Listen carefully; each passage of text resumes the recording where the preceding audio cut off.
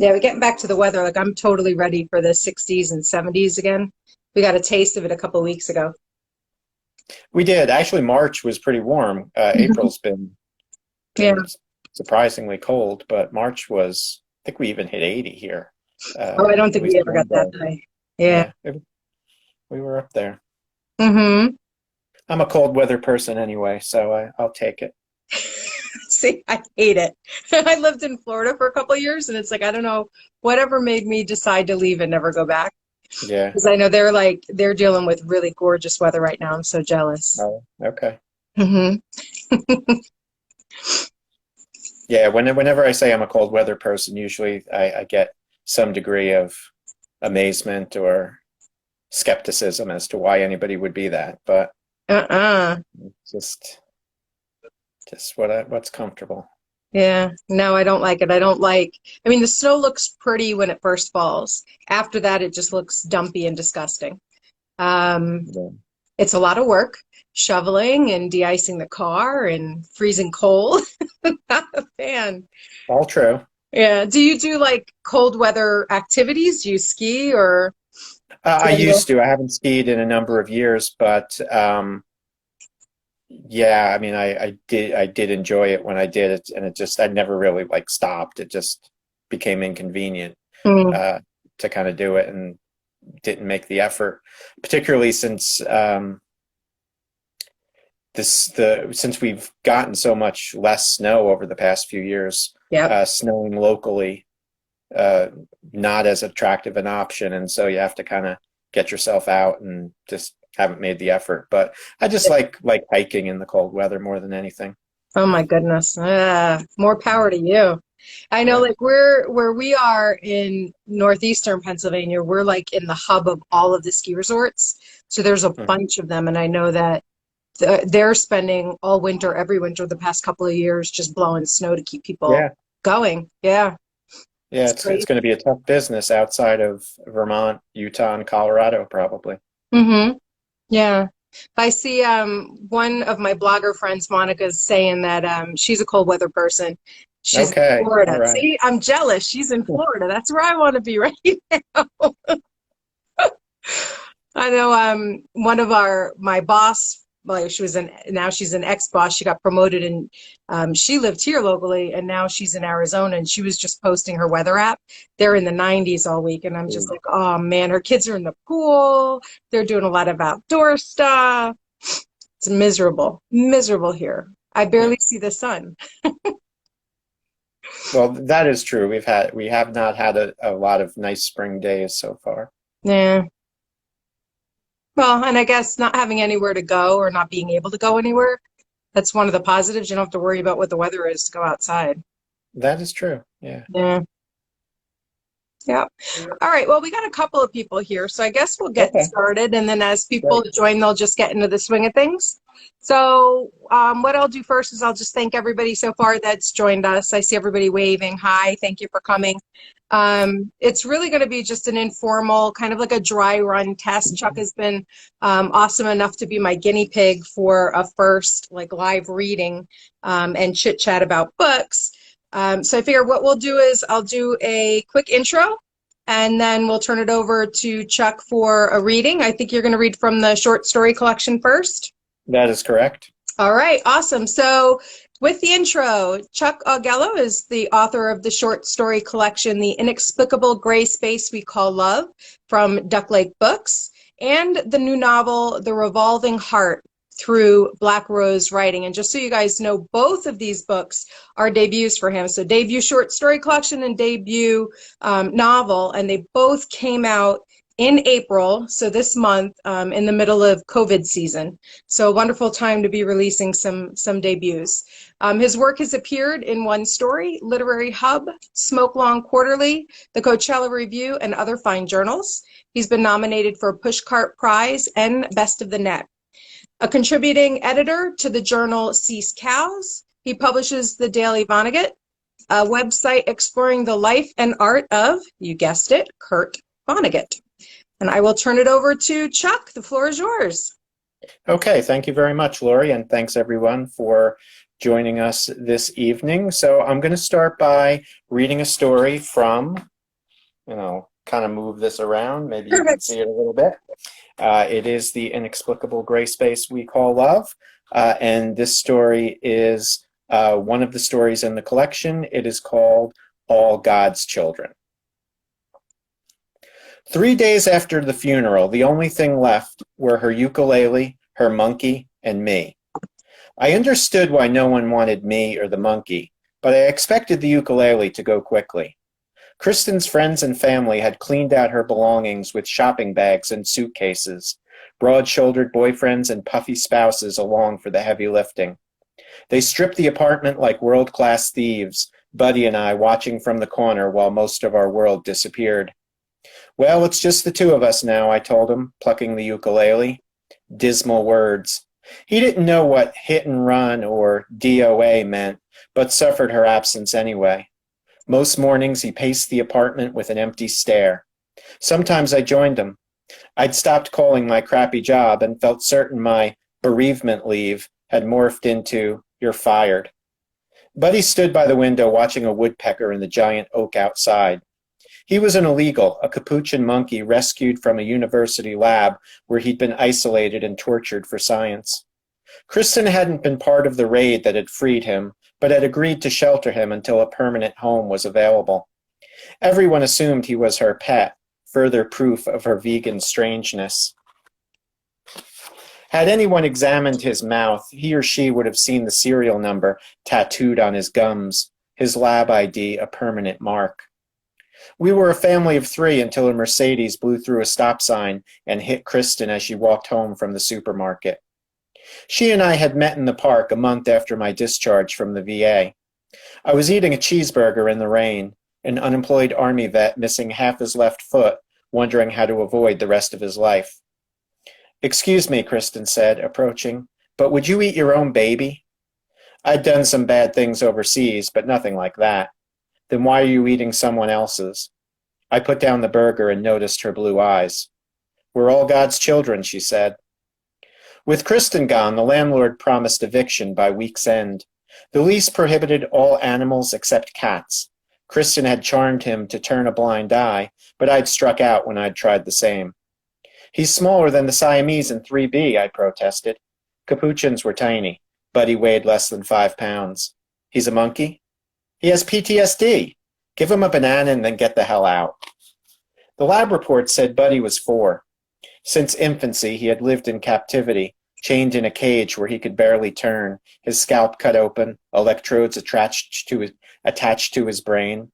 Like all primates, capuchins were social, but Buddy had been denied the companionship of other monkeys, denied toys, mental stimulation, or even a caring touch. Sores covered his legs and arms. A patchwork of scars marred his scalp. I'd seen videos of lab attendants mocking him as he sat in his own shit. Anyone connected to his liberation was subject to federal terrorism charges and extended imprisonment. With the mattress gone, we slept on the couch. Buddy perched on a cushion, whimpering into his hands. I slept rough, struck by nightmares about Jimmy and Rashid, neither of whom had made it home. I'd wake up screaming, and poor Buddy would spin in circles on the carpet, screaming too. On our 7th night without her, I woke up shaking and found Buddy asleep on my chest, his face inches from my own. I wasn't sure what to do, but thought we'd try the mountains. I hoped Buddy could tolerate long stints on the road. To fool any curious onlookers, I'd purchased a car seat and a diaper bag from Goodwill. I even bought pajamas and baby sunglasses for him, just in case. At the VA hospital, a medic once told me, if I'd been 5 seconds faster or 5 seconds slower, I would have kept my foot. Timing was everything. We were set to leave when the landlord knocked on the door, a huge cop standing behind him. "I'm here for the monkey," the cop said. "For you too." I thought he might cuff me or rip Buddy away and throw him in a cage, but he let me carry him out to the cruiser before shoving us in back. I expected a short ride to the local station, where they'd confiscate Buddy and ship him back to the shithole lab, but at the intersection the cop turned left instead of right, and we hit the highway. Buddy sat on my lap, his tiny hands clutching my fingers, his eyes heavy with fear. The cop talked the whole way. He'd seen my record and knew I'd served in some brutal places. So had he. He'd been a rifleman in 2nd Infantry with 2 tours in Afghanistan. I closed my eyes and wished Kristen were with us, though not really. I was headed for prison and would have been sick thinking about her serving hard time. Imagining Buddy back in the lab was depressing enough. As the sun began to set, I wondered what was taking so long. Was he delivering us to the FBI field office? I stroked Buddy's back and whispered Kristen's name, which seemed to soothe him. His head rested against my chest as he listened to my heartbeat. Finally, the cop pulled over and told us to get out. I looked around. We stood in a clearing in the middle of nowhere. Specks of light moved across the sky. Don't worry, we've got your back, the cop said. Ronnie's on his way to drive you to the safe house. In his palm were a fistful of pistachios. Buddy leaned over and started eating. My body relaxed. I wasn't going to prison. I was missing half a foot and the woman I loved, but I still had Buddy. Thank you. Hey, it's why we're here, the cop said. We're all God's children, right? And that's the end. Thank you. Yay! So I know we can't hear the people that are on, but if they want to hit the heart button, that'll be like a form of clapping. All right. Well, thank you. Oh, God. So obviously, I really liked the collection as a whole. I took on the publicity for it, right? And helped spread and get the word out. There goes some hearts. Yay. All right. Thank you for those hearts. That story in particular, I have like such a soft spot for monkeys. They're my favorite animal. And I had no clue when it first started where it was going to go. And I saw my mother did it like a whole, oh, poor monkey. So it does kind of pull at the heartstrings until you get to the very end of the story. That was a really good choice. I like that one. Well, thank you. Thank you. That's actually the most recently written story that's in the collection. Oh, that's cool. Yeah. So why don't you talk a little bit about the collection itself and how you kind of put it together? It always amazes me how authors go from just a collection of stories, because I know you go out, you put them out to various lit magazines, and then when you think you have enough, you start pulling them together for a collection. So how do you choose what goes in there? And then how do you choose how you order them? In what order you start and close? Those are great questions, and one of the things I learned in the submission process was that it makes a difference. So I think I actually might have some stories that are a little stronger than some of the ones that I included in the collection, but they didn't work as a whole. So I initially had considered it like a greatest hits album, right? Just take your best stories, put them together, and that would be it. But some of the response that I got the initial times that I submitted it to a number of publishers was that they liked the stories but didn't think it worked necessarily as a collection. And over time, I began to see that that was true and began to play around with the order of the stories. And then once I hit on this particular version of it, I began to see that there were threads that ran through these, and that I mean, if the title is kind of indicative of the theme, that I would say almost every story in it plays to that theme, where some of the other versions of the manuscript had stories that, while strong, didn't necessarily fit that theme. In terms of how do you order it, I tried to alternate between longer pieces and shorter pieces, because that's generally how I prefer to read. Mm-hmm. And I tried not to like string stories with first person narrators together and then maybe the third person stories. So you just kind of mix and match a little bit and see what goes best. But the most important thing, and if anybody ever asked me for my advice about putting together a collection, it would be make sure there's a thread running through the stories, rather than just going with what you consider your best work. I think that's really good feedback to anybody that's thinking about putting together a collection. And then I would assume you went through a series of readers, whether you had beta readers or just people that you trusted to tell you whether the rhythm felt correct or incorrect as you were putting them together that way. Yeah. I mean, you run it by different people. Part of it was that all the stories except one, actually except All God's Children, the one that I just read, had been previously published. So I knew that somebody somewhere liked them. Mm-hmm. So it was just a matter of finding that, like putting the jigsaw together so that all the pieces locked. Yeah. And I see we have a question. It's actually from my mom. She's asking, how long have you been writing? Um, hmm. Well, that's a very good question. When I was about 4 years old, I wrote something called the Scribble News in my language of scribble that only I could read, and I would sell the Scribble News to my mother for 5 cents.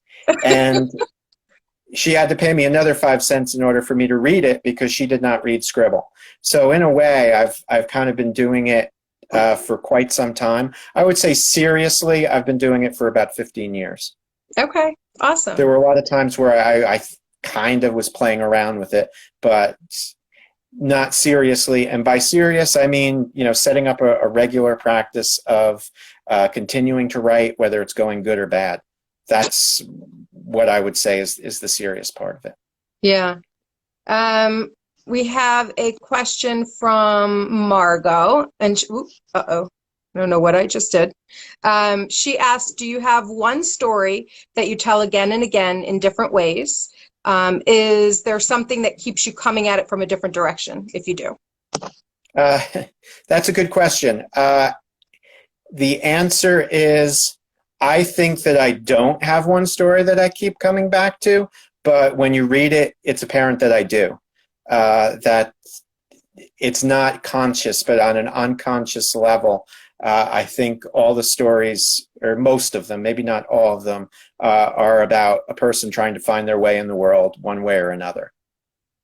And I think that's the story that keeps coming out, even though I might not consciously be trying to write it. Yeah, it's not intentional, but it's coming out in the work. Yeah, that's interesting. So I know, I had mentioned to everybody that you had two brand new books release in the same month and during COVID, right, as a backdrop. So I thought maybe, I would start by asking the question, what's it been like releasing not one, but two debuts during the COVID breakout? So as an author, how has that kind of hit you or sat with you? Well, one way it sits is you feel a little bad, right? With good news, right? I mean, so many people have more important things to think about than your own work. So you necessarily don't want to kind of be drawing attention to yourself at a time when people have a lot of very serious things to be thinking about and worrying about it.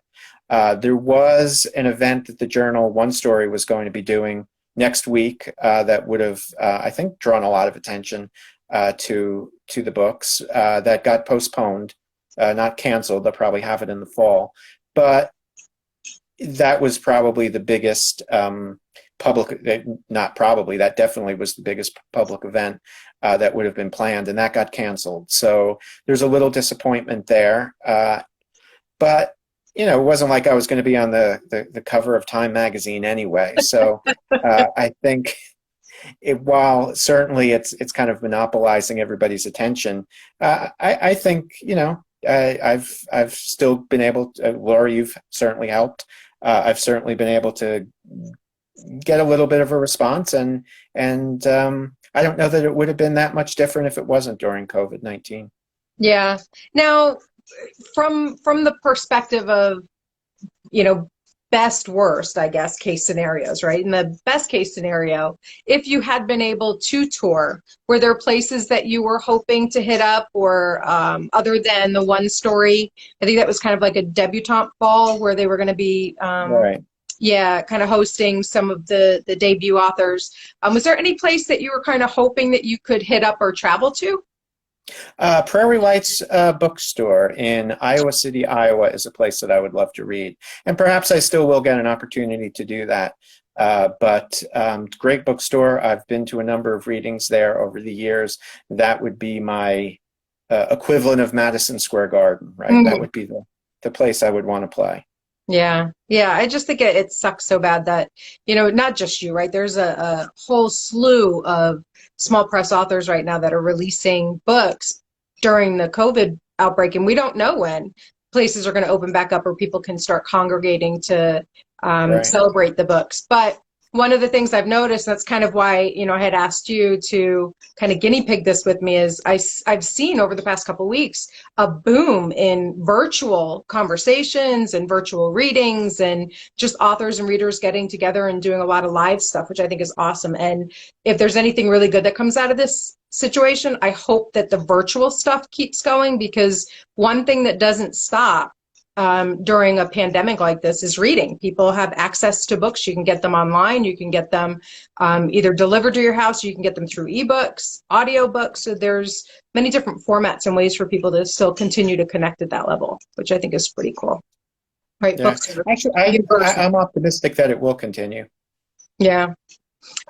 Speaking of the shutdown in general, so I know you're in Jersey. When did the shutdown start for you? Like, when did it really start to hit home? And then what kind of an impact has it had on you, either personally or with your writing in general? I forget the date, but it was in early March, and I work for an insurance company. We got word that we would probably be transitioning to working from home, which was not that big a deal because I worked from home maybe 2 days a week anyway. On the way home, I just happened to stop at the grocery store, and that was the first of the big toilet paper disappearance days. And that's when it hit that, something's going on here. And I've pretty much been home since then. So I think it's been 6 weeks. I think it's been a full 6 weeks of working from home. I'm fortunate. I mean, I know people who are out of work and struggling. I'm not, right? So I mean, my wife also works for a college, and she's been able to continue to work from home. So it really hasn't impacted us, other than, your routine changes and you can't go out like you might want to. But I've been very fortunate in that way. In terms of writing, it hasn't, if anything, maybe it's given me a little more time, which is always a good thing. So I'm working on a new novel at the moment. So I'm hoping that this kind of quiet time will give me enough of a push to kind of really get a good jump on it. And have you found, are you able to concentrate? Because I know when the breakout in the pandemic first really started, that some people were having a hard time just staying focused or concentrating because of everything that was going on in the news and the uncertainty of what was going to happen with everybody.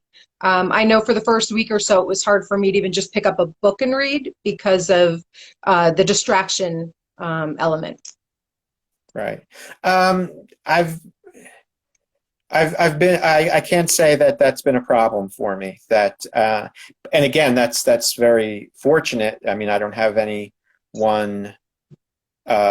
close family or friends that I know of who are infected. So that again makes it easier. It's a world concern, but it hasn't hit quite home the way it might have for other people. And I guess I've always been able to have that time that when you're when you're at your desk, the world shrinks. That's true. For good or bad, but that is a habit. Yeah. And I think too, I'm not obviously speaking from personal experience because I'm not a writer, I'm a reader, I prefer to read. But I would think too that there's a part of this where it's like the natural element anyway. You're usually on your own writing, right. Kind of head down, you're shutting out all the peripheral noise.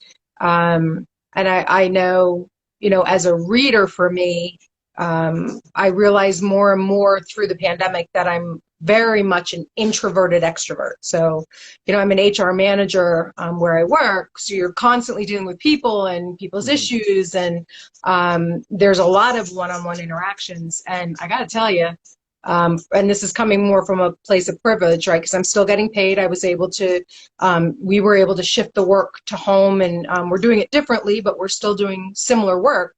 That I'm actually kind of comfortable sitting at home, not having to set the alarm in the morning to get up and go to work and worry about where to go and when to go. I mean, we kind of plan when we're going to go to the grocery store. And I think you had alluded to it earlier, right? When the pandemic really first started hitting, you realized you go to the store one day, everything was there, everything was well stocked. You knew you were going to have whatever you needed whenever you needed it.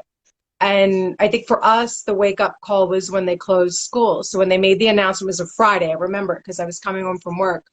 We had gotten the news at work that schools were closed for 2 weeks. And I had my husband meet me up where I work for dinner. And then on our way home, we decided to stop at the store to buy stuff for the weekend. And the paper products aisle was completely empty. Yeah. So it was like overnight. And then chicken, you couldn't find, all the red meat started going, your chicken was going, and the grocery store started putting limits on what you could buy and how much you could buy it. So I think for us, that's really been, or for me personally, that's really been the only changes. Planning what we want to eat for the next couple of days and then hitting up multiple grocery stores until you find everything you need.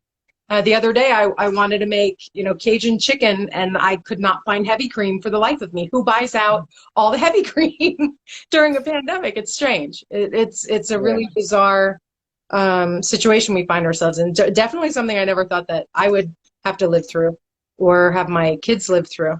It's been very, very strange. I see a question. Actually, I think there was one that had passed through before too.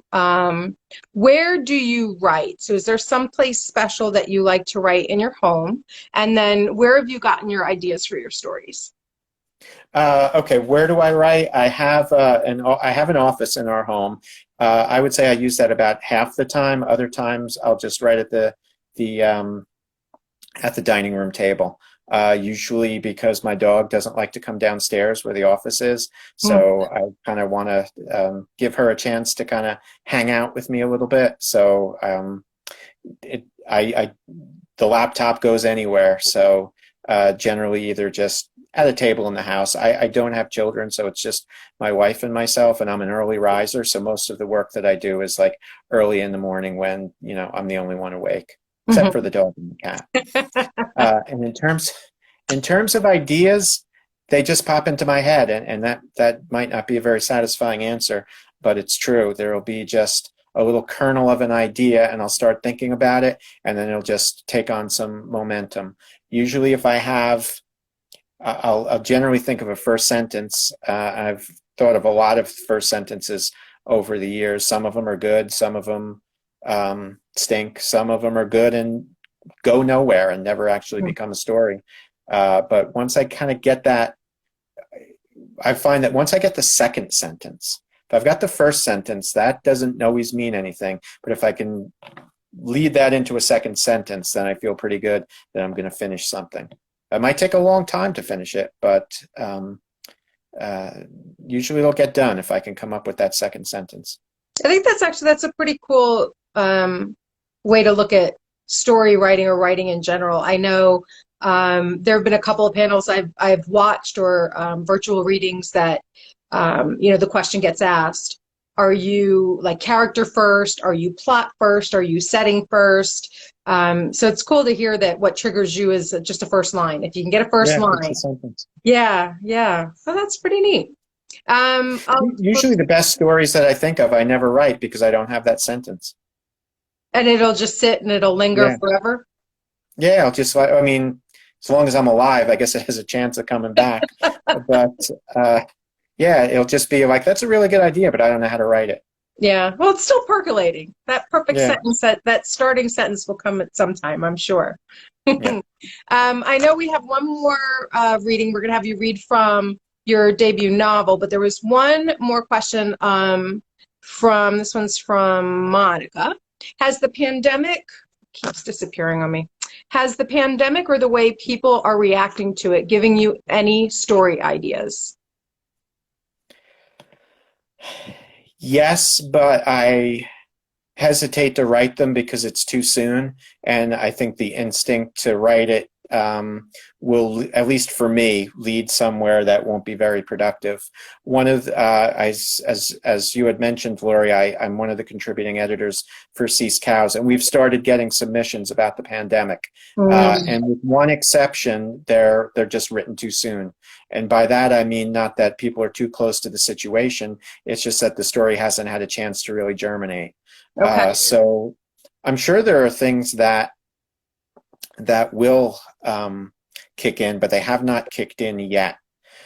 Thinking about it, I actually wrote a story in late January, early February, that looking back seems like it has something to do with this pandemic, but it actually doesn't. That's interesting. So I found that Did you predict the future? Were you predicting the future? It doesn't address specifically a pandemic, but it addresses the idea of finding a place to take refuge in, Mm. and like a safe place where you can hunker down. So I don't know if I was predicting the pandemic, because before this pandemic, there were still plenty of things to worry about. Yep. But looking back, that's a little odd that I came up with it at that time. Yeah. I wonder too, I've seen a lot of talk just in social media spaces about what people are feeling like they're being drawn to, either to write or to read during the pandemic. And you've got the group completely split, where you got people that are now soaking up all the post-apocalyptic and pandemic, like post-pandy kind of literature. And you got the other people that are like, I don't want to think about it. I don't want to look at it. Those books are going to sit on my shelf for at least a year because it's just too fresh. And it's something you want to, like reading, I would think the experience of reading and writing, you want to remove yourself as much as you can from reality. I don't think you want to necessarily, bombard yourself with more and more of it. I don't know. Yeah. I mean, everybody's different. So I wouldn't discourage anybody who wanted to write about from doing that. I just know that I'm better off, with a little bit of remove. Yeah. All right. Well, how about we segue to reading part 2? Okay. All right, so I'm going to read a passage from the novel that is actually about a quarter of the way in. So I find that when I'm listening to others read from a novel, it can be challenging because, it's meant for the long haul and not for a little piece. And I'm certainly not going to read all 93,000 words for you today. That would be cruel and unusual punishment. So I'm going to read a flashback scene, just to give you a little taste. Let me just give you a little introduction to the novel here. That might help. In The Revolving Heart, love and redemption collide in a small New Jersey beach town as an ex-playwright confronts his past culpability in the disappearance of a 4-year-old girl. Kirkus Reviews calls it a reflective narrative about the choices that people make, the bonds they forge, and the obligations they can't escape, however much they might try. So here's a quick setup, and then I'll begin the reading. On a beautiful summer morning at the Jersey Shore, 4-year-old Sarah Carpenter wanders towards the ocean and never returns. The police think she drowned, but her babysitter Amy claims Sarah was abducted. The only other witness, 17-year-old Donnie Marcino, didn't see a thing. A narcoleptic since birth, he was fast asleep. 20 years later, Sarah's disappearance still haunts Donnie, as does his lingering bond with Amy. When she calls from the hospital after a failed suicide attempt, Donnie returns to his hometown, but how can he help Amy and help himself without changing the past? In The Revolving Heart, love and redemption collide as the adult Donnie struggles to atone for his youthful mistakes. So this passage that I'm going to read, this flashback scene, is actually right around the time that the girl who was Sarah Carpenter disappears. I'm 17 and I wake up with a head like a closet stuffed with costumes and props and wild soliloquies waiting for their cue. 17 and every moment is improvisation. Say yes and build the scene. Say yes and yes and yes. I jump out of bed and already I'm someone else, spouting nonsense to the empty house in a bad British accent as I peel a banana, holding it aloft like Hamlet contemplating Yorick's skull. Alas, poor Chiquita, I knew him. And then I'm showered and dressed and out the door, in the car, blasting the Pixies as I glide my 4-door, double-dented Saturn left, right, and 3 Dutch gabled-roofed American dreams later, I'm parked by the curb of Shea Willingham, Amy's father, a business casual coffee cup of a man, his white shirt pulled tight around a gut stuffed with bagels and undigested dreams, her father waving from the driveway as he slides into his Taurus.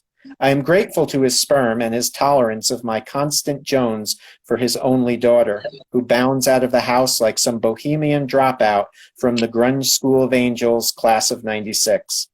Tight faded denim and slashed knees, baggy red t-shirt and a matching scrunchie for her purple streaked black hair, a loose plaid Salvation Army flannel, the sleeves scissored off at the shoulder. In her hands, nothing but a key. She blows her dad a kiss and hops into the passenger seat, rolls down the window, and declares a new holiday, National Whatever Day. As for school, well, it's not like they're going to shoot us for seeking our knowledge elsewhere, our neuroplasticity ready to Play-Doh new experiences out in the world of the great unwashed. 3 right turns will aim us for classrooms, lockers, pencils up, pencils down. But no, she drapes her arm over my shoulder and whispers, "Go left, young man." I am the lock, she is the key. Foot meets gas pedal, and we are a Springsteen song on the open road. We're Kurt Cobain howling in pain, and Patti Smith reminding us that Jesus, well, he died for somebody's sins, but sure as hell not ours, and the next stop will be whatever we decide. I've got $237 of pizza delivery tips rolled inside a sock in the glove compartment. Our friends and enemies can wither the day with gerunds and geometry and lunchroom blather. We're chasing the higher angels now, whoever and wherever they may be. And yes, I'm actually saying this. Words form in my throat and fill the car like soap bubbles. Amy beat-tapping the dashboards, shouting, "Well said, sire, well said," after each lunatic burst. And eventually we'll tire, but still enthralled with the blank open spaces of National Whatever Day, we clasp hands and accelerate. And I think I'll actually stop there. It's just a little clip to give you a taste of the novel. What I was trying to do in that particular section, in something of a change of pace from the rest of the novel, is to kind of capture that teenage exuberance that the character had at that particular time in his life. We see him mostly at a later time in his life when things are a little rougher emotionally for him. So that's what I was trying to capture in that section. It goes on for another few pages, but I think in terms of a reading, I think that's a good length for us. Yeah, and I appreciated that. I haven't quite read that story or the book yet. I do have that in my TBR. So it was a good excerpt and a good way for me to kind of see into it. And Well, I don't thank know you. if you noticed, but you did get some claps or the little hearts going up. So Oh, people I were did not. Thank you. Good to know. Yeah, I'm just like reading here, hoping I don't stumble over words, so not seeing too much that's on the There's so screen, much but thank you pressure, for right? that. It doesn't matter how many people, even if you're just reading to one person, just make sure Yep, you don't trip over the words. exactly. You did awesome. Thank you. So one of the things I was thinking about as you were reading the excerpt, so you have a short story collection and you have a novel, and I know you said you're working on another novel. How do you know when something is going to be a short story and stop there versus when you have something that you're going to be able to take to novel length? Well, usually it has something to do with the passage of time. If it's something that can be contained within, one or more than one, but only a few scenes, I can tell that story, and that doesn't necessarily mean that you couldn't, deal with someone's life within a short story or even generations. But it'll kind of seem based on how many scenes I initially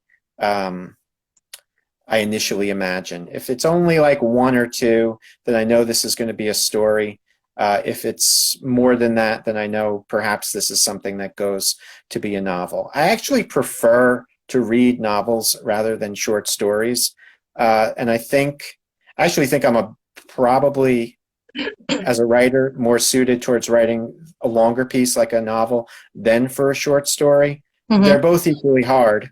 I've started short stories thinking, you know what, I'll just write a piece of flash fiction, which, if for anybody who might not be familiar with it, is generally 1,000 words or less. And then I'll be at like 3,000 words and not even halfway there. And I know, well, not like, flash fiction. There's so That's, much more I here. guess, yeah, that's the novelist in me. I've started a lot of novels that I haven't finished that I could probably chip away and turn into short stories, which I may do. Mm-hmm. But yeah, it goes by like, how many scenes do I initially imagine? And if it's more than a handful, then I'll think, you know what, this could be longer than just a short story. Yeah, I think that's it's always interesting when you talk to readers, because you got readers that really don't prefer the short stories at all. They prefer to read the novels, and I know as a reader, I've changed over the years. Um, I gravitate more towards shorter novels and short story collections now than I ever did before. When I was much younger, I was not afraid of sitting down with like a door stopper, like Stephen King size, Yep. 1,000 pages or more kind of books, because you felt like you had something you always looked forward to picking up and reading. And now, if I get a book that's like, I don't know, I would say over like 300 or 400 pages, I'm very hesitant to pick it up because it just feels like such a long commitment. And I think part of it is there's so much more out there I want to read as well. But it's always interesting to know from an author's perspective, when you're writing, how do you know? How do you know when you're going to take it further or if you're going to keep it short? So I thought that was a really great explanation, especially for the flash fiction versus the short story, right? You have a Yeah. vision of it, and then it changes into something else as you're writing it. Yeah. It does. Flash fiction is hard. It shouldn't be, right? You think, oh, 1,000 pages, or rather 1,000 words, no big deal, but it is. Mm-hmm. You have to sketch something so quickly and with such brevity and skill that it's a real challenge. Yeah, yeah, and I think now too with the microfiction that's been really making waves. You have like the literary venues that are doing like 50 story words or 100 story words, where you have to be super, super concise. It's mind blowing to me. Okay, because again, I can't write for anything. That's why I so much prefer people writing and publishing books so that I can read them because I can't write at all. So Microfiction. I think maybe 2 years ago, I set out to write a bunch of 100-word stories, and I did. And one of them was published by, I think the name of the site is 100-word story. Mhm. But that was fun to try to chop something down. It was really akin to writing poetry almost, Mhm. only it needed to take on a narrative form. Now, do you write poetry as well? Have you had your hand in that? I've published a few poems over the years. I think I'm extremely limited as a poet. Of the ones that I've published, I would say maybe 4 or 5 of them are pretty good, and the rest are probably could have stayed, could have stayed in my head. Hmm. But they had some value. I haven't written poetry in a long time, though. Yeah. Well, I would think it's a completely different skill set. I would imagine. So one question I do have for you, as far as submitting, so you've had work published. Most of what was in your collection had been previously published. How is the submission process different when you're looking at just submitting a story to a literary venue versus submitting a body of work to a publishing house? Well,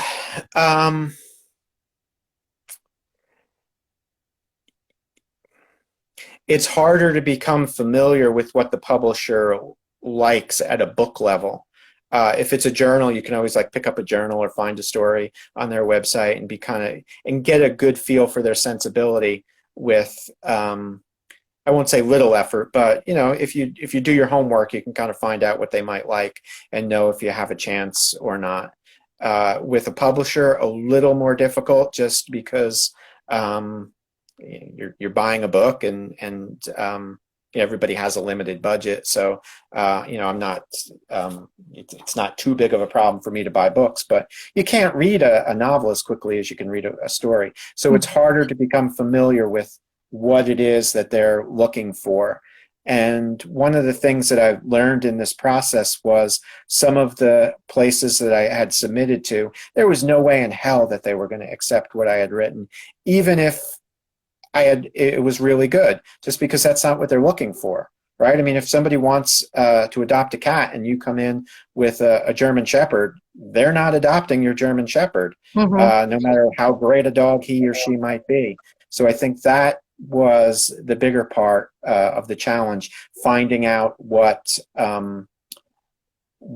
they like, right? What their preferences are, because it's not good or bad. It's like what's going to hit, particularly with smaller presses, because they're generally publishing maybe 5 or 6 books a year. So it's not as if they're going to take on everything that they like. They're going to like a number of things and only take on a percentage of those. So I think that was part of the bigger challenge, kind of finding the right place where you had a chance. Mm-hmm. Now, do you know, or if you wanted to share, how many different places you submitted your books to before they got picked up? I don't have a hard number.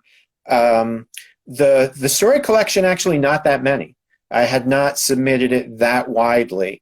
And I think one of the reasons that it worked was I had read a book and actually did an interview with one of the writers who had also published with Duck Lake Books. Thought his book had some, I could see his writing having some affinity with mine.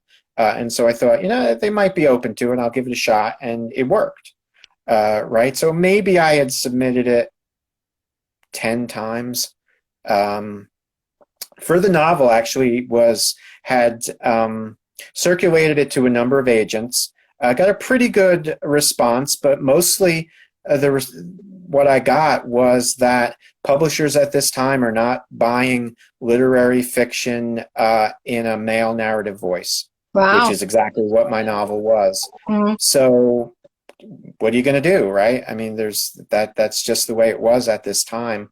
And so I started looking at the small press. I probably hadn't exhausted all of the possibilities to go through a more traditional publisher, but I didn't want to spend 5 years doing that.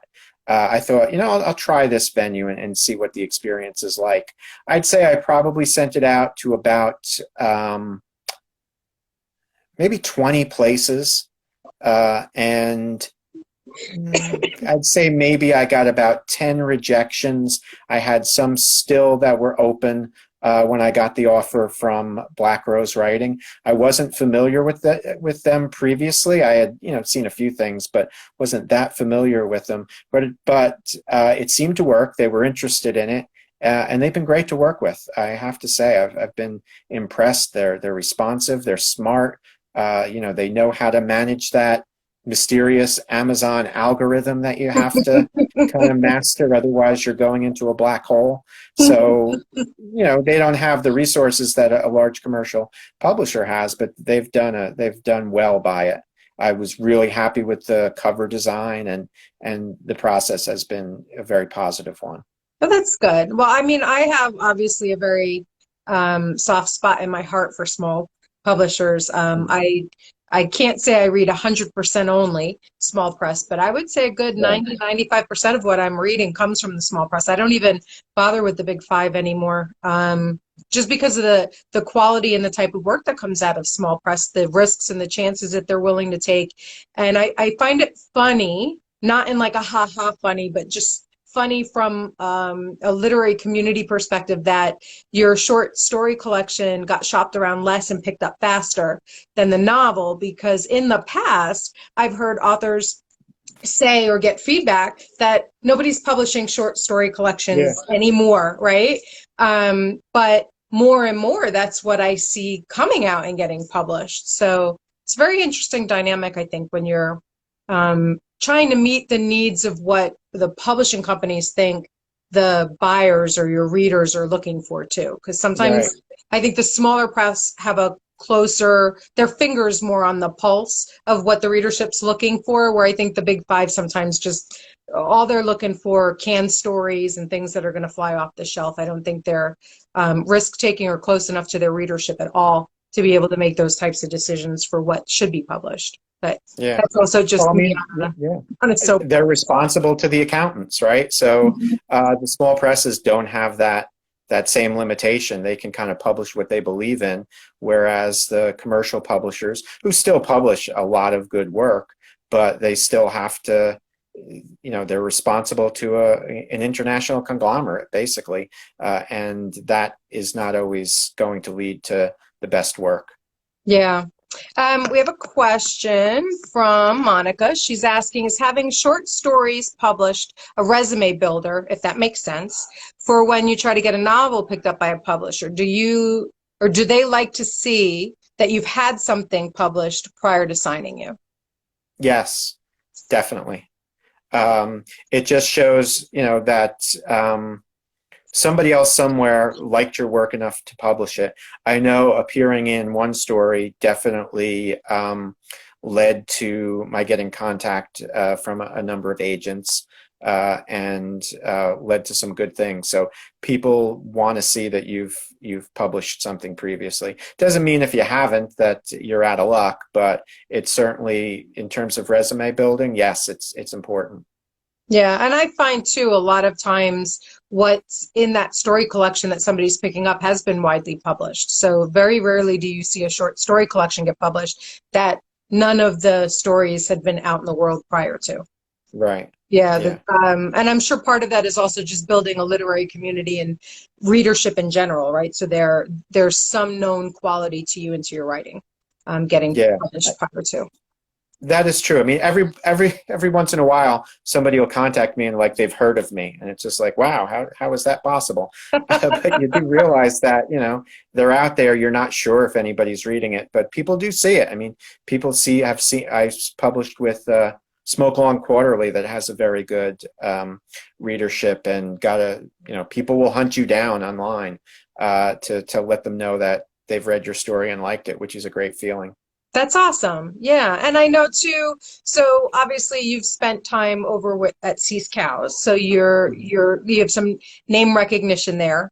And bringing that up, I guess the last question I have for you is how has your time being an editor for Seas Cows helped you prepare, if at all, for being on this side of publicity now, being a published author and having two books in your hands that you want readers to get their hands on? Well, I mean, you and I have worked a little bit with some of the other writers that you've had, Yeah. and that's been a useful experience for me on the editor side, just being exposed to what other people are writing and seeing some of the things that they've done to promote their books, and also just as an editor reading submissions, you get an idea of, what people are writing. Even the ones that we reject are an important experience. You can learn what works, what doesn't work, and what concerns people have, because you do pick up certain themes. And I wouldn't say that you want to, jump on the bandwagon, but sometimes when you're reading a story, and even if it's like really bad, you think, I want to write a good version of this story, and that can lead to some ideas along the way. So it just keeps you in that in the game, for want of a better word. I mean, when you're writing a novel, it's a long, long process. I'd say I started a book in 2011, finished it probably in 2017. I wasn't working on it continuously. There were breaks in between, but still, that's a long time. And by being involved in the editing process, it helps you feel like you're not in a bubble, right? You are part of that world. Yeah. Now, for the both of the books that you had published, this is bringing me back because you brought up being part of the process. Did you have any say at all in the covers that your books had issued to them? Yes, I did. So I was asked by both publishers if I had any ideas for the cover, and I suggested a few things. They came back with some mock-ups, and I wouldn't say that I had final say, but I definitely was consulted, and loved what both of them did with it. Yeah, I think it's important, that you have some say in what the face of the book looks like. You want to be proud from the whole perspective, right? Not just the words that are inside of it, but how pretty it is when you're presenting it to others, I think, too. Right. So I don't think I showed the cover of the novel, but it actually has a pizza in the shape of a heart, and the main character, the narrator, he's an ex-playwright. At one point, he was successful as a playwright, but no longer, and he now works as a pizza chef, and so that's where that came in. There's the connection. And they did a nice job with it. Were there different versions or different mock-ups, or was it always that idea and then just some kind of I don't know, playing around with that theme to get to the final Well, it was that idea. There was also another idea of footsteps along the beach disappearing into the ocean, because it is set in a beach town and there is a disappearance. So there was also that, which I liked that image thematically, but it wasn't as strong. It wasn't as eye-catching as the pizza on the book cover. All right, cool. Well, the pizza on the book cover has made me hungry. I have not had All dinner right, well, there we go. I've actually kept you on the stream a lot longer. It's just about 8 o'clock. Oh, I wow. think that hour went Okay. by really, really fast. All right, it did. Yeah, That was definitely. probably the fastest hour ever. So I'm hoping the people that have hung around feel that that hour went by very quickly too. And I want to thank everybody that did stay Yes, thank you. for staying. It was awesome. I feel like it was a good guinea pig experiment. And I want to thank you, Chuck, for being the first author to. Happy to be the pig here. I appreciate it. All right. So I'm And going to cut it out. thank you, Lori, for inviting me. No problem. No problem. Oh, you know what? Before we go, why don't you tell people where they can get your books if they would like to? All right. Well, the easiest way is Amazon. I know that sometimes people have a problem with them, but particularly now, you can't go to a bookstore. So they are available online from Amazon, Barnes and Noble. You can find them on Books A Million. I think you can even buy it online at Walmart. At least I know the novel is there. So any online vendor that sells books should have it. All right, awesome. And it's now I'm seeing, because I've never done this before, IG is telling me I have 19 seconds left before it's going to cut me off. So okay. I want to So thank that's you a very good way to much say for bye. your time. It was awesome chatting with you. Nice And chatting thank with you. everybody for tuning in. All right, have a good All right, night. thanks, everyone. Bye. Bye.